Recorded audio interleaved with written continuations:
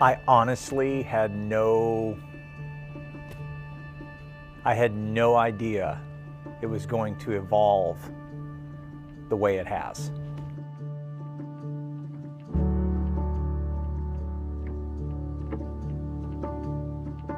Elevation destroyed my life, actually.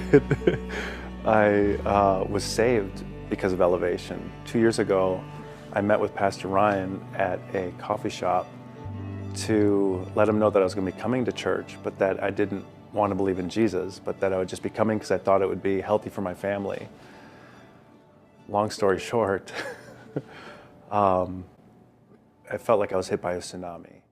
I had a thought in my head that somehow, somewhere, I knew in my heart we are all supernatural. But what does that look like? What did Jesus, when he said that we would do what he did, how do we do that? He said, heal people. He said, love people. Do the stuff. Do the supernatural stuff that I do. As the Father sends me, so I send you. Such freedom when you walk in to Elevation. Everybody is important there.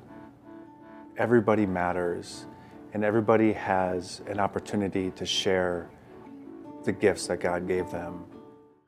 On October 28, 2012, a small group of families gathered in a small facility in West Green Bay to hear the vision of Elevation Church.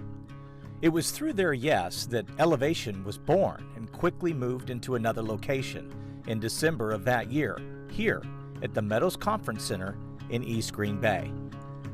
And while the mission and the vision have never changed, the location did. After 5.5 years at the Meadows, God supernaturally opened the door to our current facility here on Oneida Street in Green Bay. Looking back, our team and I marvel at the magnitude of Jesus' impact over the last decade. And look at what God has done through you, staying on mission and message. Because of Christ in you and your partnership, we have seen people elevated to a new life in Christ, celebrating their yes to Jesus in so many baptisms with joy and awe at the goodness of God. It's because of your yes, we have equipped people for His divine purpose in so many ways, through our Sunday experiences, conferences and small groups, house fires and in-person ministry training, digital online sermons, Bible studies, and videos. And finally, because of your generosity, your time and talents, our people engage culture in their everyday life through the mighty power of God.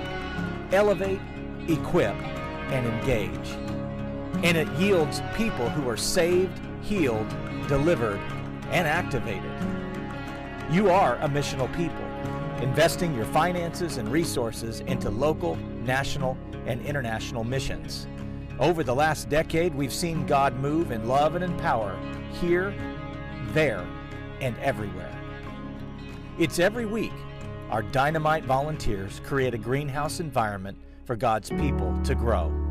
Ushers and greeters, facilities volunteers, worship and production teams, eKidz and emerge teams who invest in the next generation, along with our CARES ministries who point people to Jesus in the storms of life.